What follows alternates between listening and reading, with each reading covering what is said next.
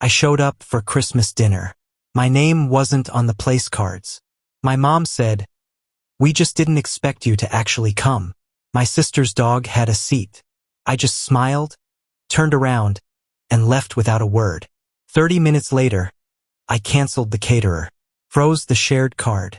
At 10:26 a.m., the group chat lit up. Why is nothing paid for?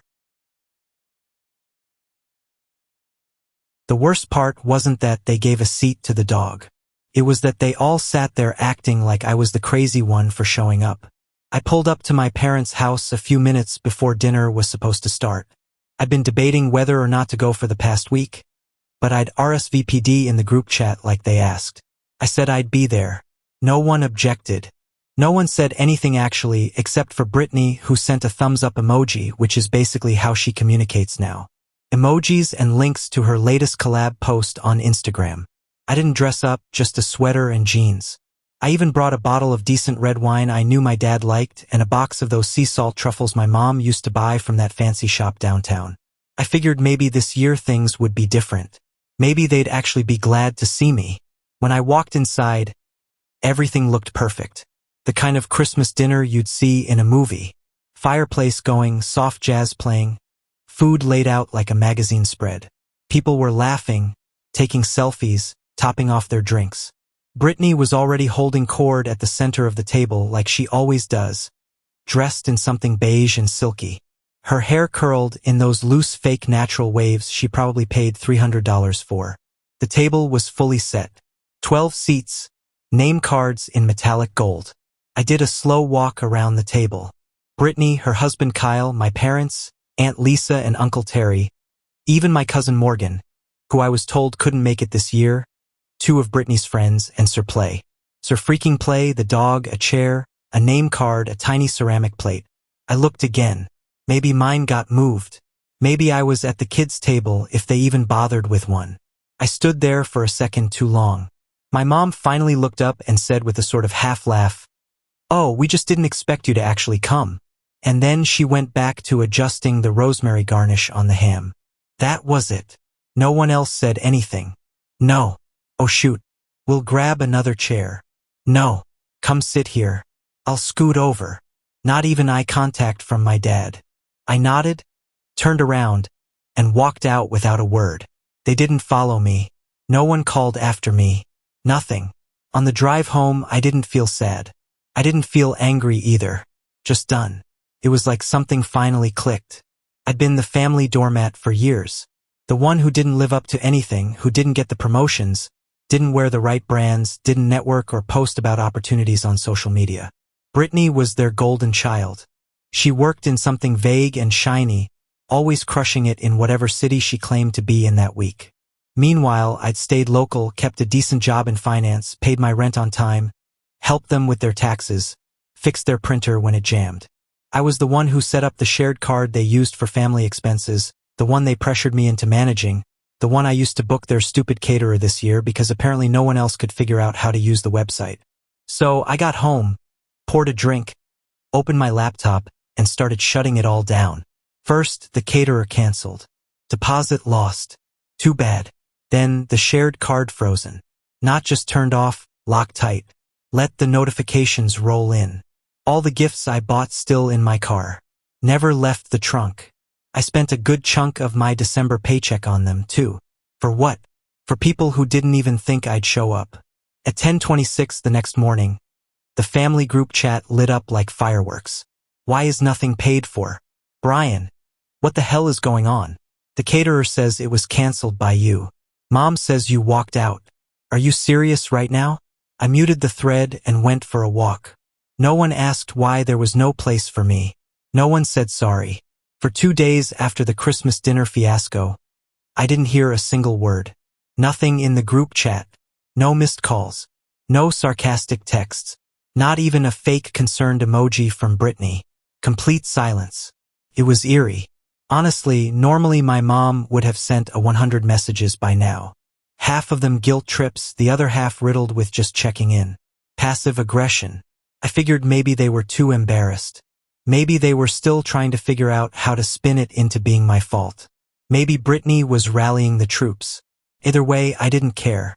I went to work, came home, made dinner, lived my life. It was peaceful. That should have been the clue.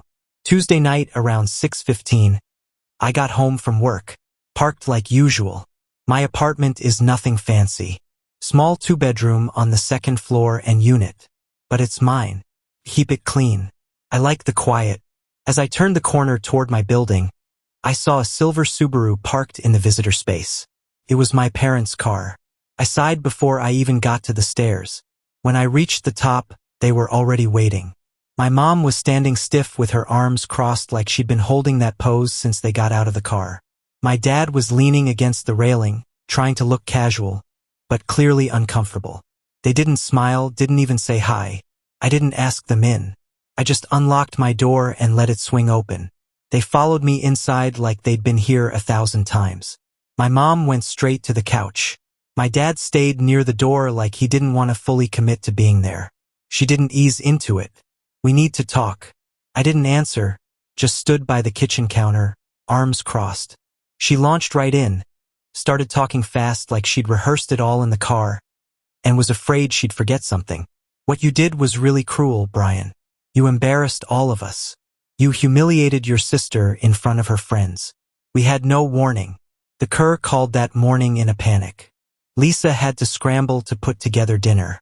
Brittany was so upset she didn't even stay the night. Cal had to take her home early.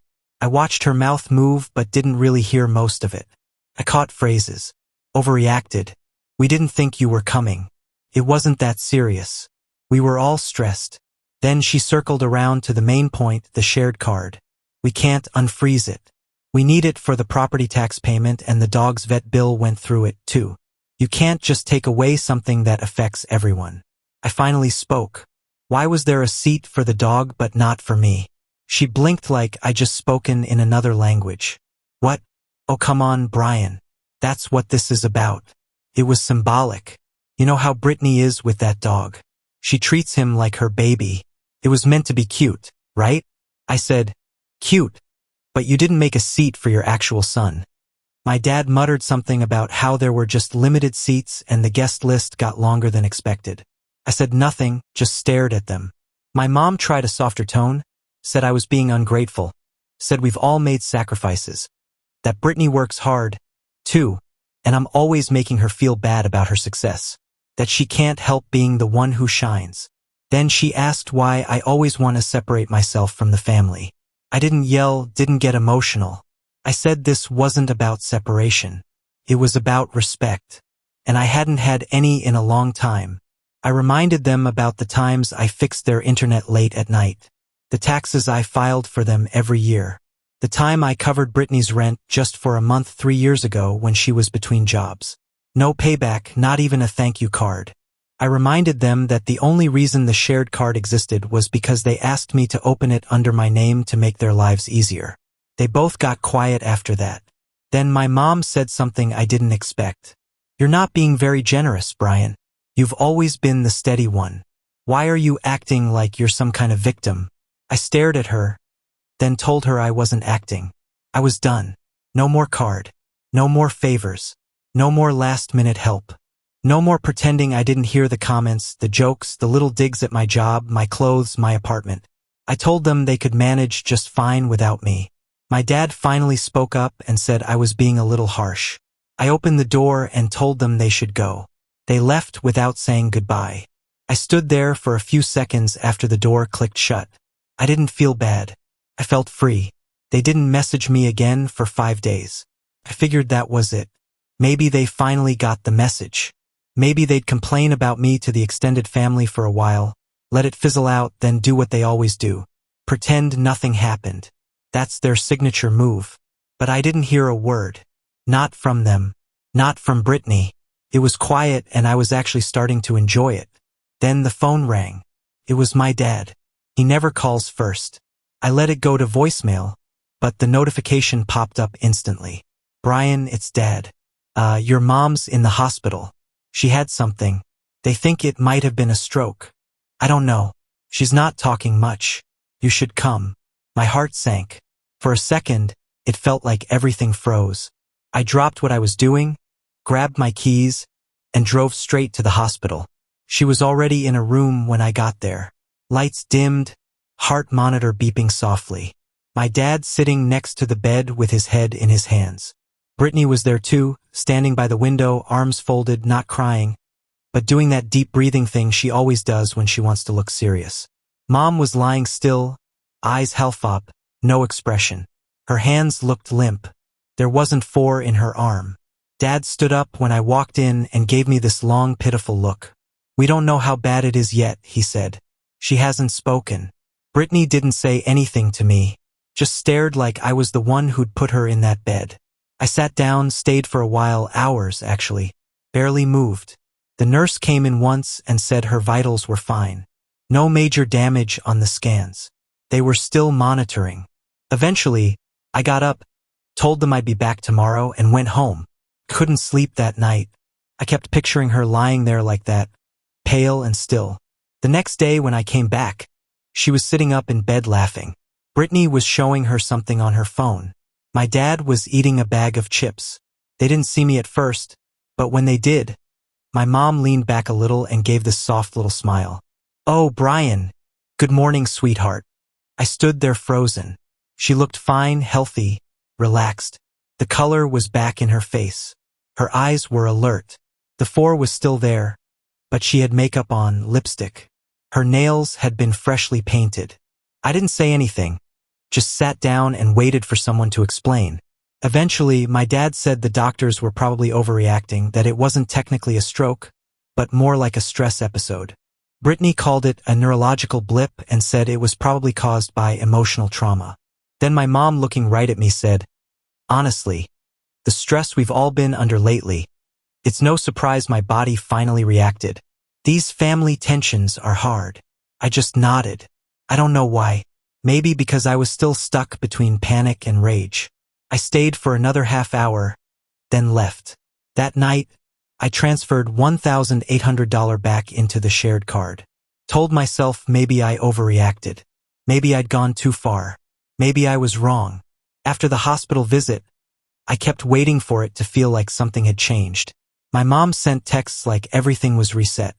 Heart emojis. "Love you always."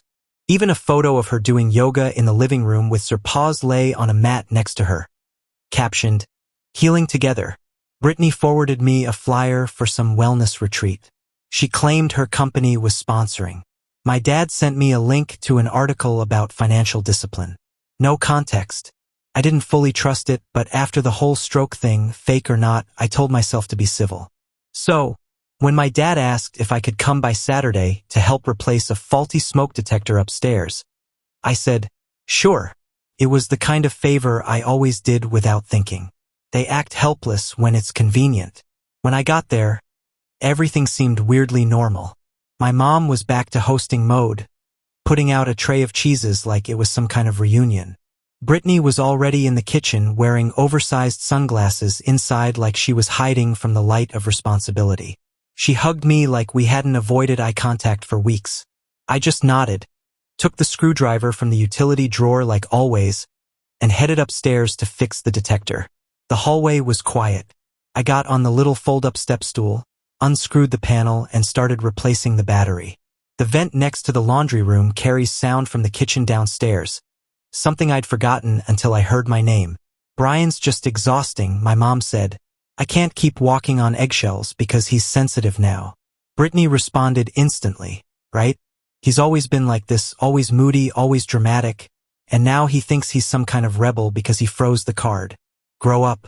Then my mom again, low but clear. "He's just bitter. He sees how successful you are and it eats at him." They laughed. I heard the clink of glasses. I stayed frozen on the stool. Then my dad, speaking quieter than the others. "He's not going anywhere. He always comes back." That one landed differently. They weren't just mocking me. They were confident I'd stay trapped in this role. Then no matter what they said, I'd keep showing up, fixing things, paying for things, playing along. They thought my silence meant surrender. I finished the battery job in less than a minute, climbed down, and washed my hands in the bathroom like nothing happened. My face in the mirror looked blank. No rage, no sadness, just still. I walked straight past the kitchen. My mom asked if I wanted to stay for dinner. I said no. My dad started to say something, but trailed off when I didn't stop moving. I left without slamming the door. Quiet exits hit harder. For 3 days, I didn't reply to a single message, ignored every ping from the group chat, let the guilt trip texts pile up. Then Tuesday night, I logged into the banking app one last time and totaled everything up. I'd spent over $9,000 on them in the last 2 years. Gifts, emergencies, Britain's rent, the card, the caterer, the groceries they forgot they accidentally put on my tab. Tuesday night, I made a decision. That Tuesday night, I sat down at my kitchen table with a legal pad, a pen, and every digital receipt I could find. I started adding. Some of it I remembered clearly, like the $1,100 I put toward the down payment on their new dishwasher because their warranty expired unexpectedly, or the $400 Brittany needed for a client dinner emergency that turned out to be bottomless mimosas with 3 girls from her gym. But most of it came in small, stupid bites. An Uber here, a birthday cake there, pet insurance, a dental co-I. One time I paid for pest control because my mom was too overwhelmed to call. All of it tracked back to me. None of it reimbursed. Final total $9,082.73. I stared at the number for a long time. Then I wrote it at the top of the page and underlined it. I didn't message anyone, didn't post about it. I just waited. Then Thursday came. I got off work, same as usual, grabbed dinner from the Thai place down the street, and was just unlocking my apartment when I saw it again. The silver Subaru parked half crooked like someone didn't care if they got towed. They were standing by my door again. All 3 of them this time. My mom, arms crossed like she was in charge of something. Brittany holding her phone like she was documenting the moment. My dad, hands in his pockets, trying to look invisible. I opened the door without saying anything and let them talk. My mom went first, said they were concerned about how withdrawn I'd become. Brittany jumped in to say that I was hurting the family dynamic and being cruel on purpose. Then my mom said it outright. You've made your point. Now enough. Put the card back on. Help us get back on track. I let her finish. Then I pulled out the legal pad, handed it to my dad. This is what it cost me to be your family. He looked at it. Read the number. Passed it to my mom without a word. She scoffed. So now we're keeping score. No, I said. Now we're closing tabs. Then Brittany, rolling her eyes, muttered. You're acting like we're some charity case. I turned to her. You are? I said, you just didn't notice because someone else was paying the bill. They didn't know what to do with that. I told them I was done. No more favors. No more last-minute requests. No more cards. No more dinners. No more coming by to fix things or cover bills or pretend I wasn't hearing the things they whispered when they thought I was out of earshot. I said I wasn't going to play the clown in their golden child parade anymore. Brittany looked like she was about to argue, but my mom cut her off. We're your family, Brian. You had a seat for the dog. I said you didn't have one for me. They left without another word. Just walked down the hallway like strangers. The door clicked shut behind them, and that was the last time I ever saw them in my apartment.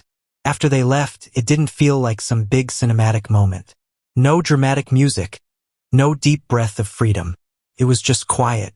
I stood in my apartment for a while, waiting to feel either regret or relief. But what I felt was something else. Something solid. Like I'd finally climbed out of a pit I didn't even realize I was in. The text started again later that night. First from my mom. I don't know what happened to you. Then from Brittany, you're mentally unstable. You need help. Then the group chat came back to life like they were trying to override me with noise. Dad sent a Bible verse. My mom followed with a long paragraph about family being sacred and how I was choosing ego over unity. Brittany sent a voice note I didn't even open. I ignored them for 4 days.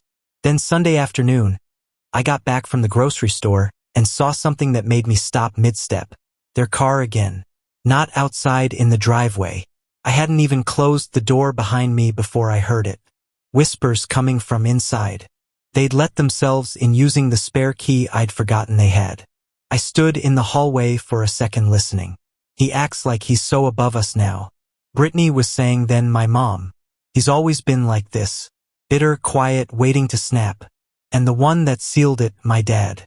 I should have never let him handle the money. He's too emotional for that kind of responsibility. That was it. I walked straight into the living room. They all turned around like kids caught sneaking cookies. No yelling, no drama. I walked over to the key hook by the door, took down the spare key they used, and dropped it into the trash bin. They didn't say anything. I grabbed the small duffel bag I kept by the closet, pre-packed with essentials because deep down I'd been expecting this kind of moment for a long time, and walked out. I stayed with a friend for a few days. Changed the locks that Friday, blocked the group chat. That was 6 months ago. Since then, not a single cent has gone to them. Not a birthday card, not a just checking in message. Not a dinner invitation. I unfollowed all of them on social media. Blocked Brittany after she posted something passive-aggressive about toxic energy and letting go of jealous people. The silence now is real, earned, not a punishment, just space. Space that cost me $9,000, years of guilt, and a fake stroke. But I got out, and that's worth every penny. It had been 3 months since I changed the locks, blocked the group chat, and stopped letting my life get siphoned off by a family that treated me like a vending machine with a heartbeat. 3 long, blissfully quiet months, no texts, no emails, no drop-ins, until one Sunday afternoon in March. There was a knock at my door. I checked the peephole out of habit, already thinking of some excuse to avoid a neighbor. But it wasn't a neighbor. It was my mom and dad standing side by side, both looking older than they had any right to look in 3 months. No Brittany, just them. I opened the door but didn't say anything. Just waited. My mom looked down first, then back up. Her voice was soft. No performance this time. We came to apologize. They didn't ask to come in, which was smart. I stepped aside anyway. They didn't sit. Just stood in the living room, awkward and quiet, until my dad finally spoke. "We've been thinking about everything you said. Really thinking about it." He looked over at my mom, who nodded slowly. "We didn't listen," she said. "We didn't take you seriously until you left. And then we realized we made it normal.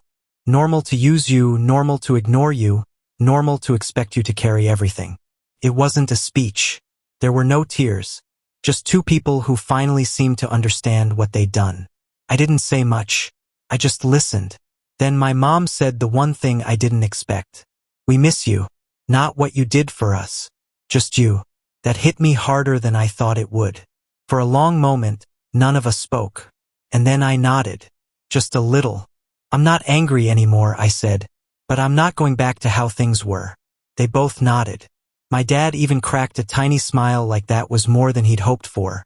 We talked for another 20 minutes.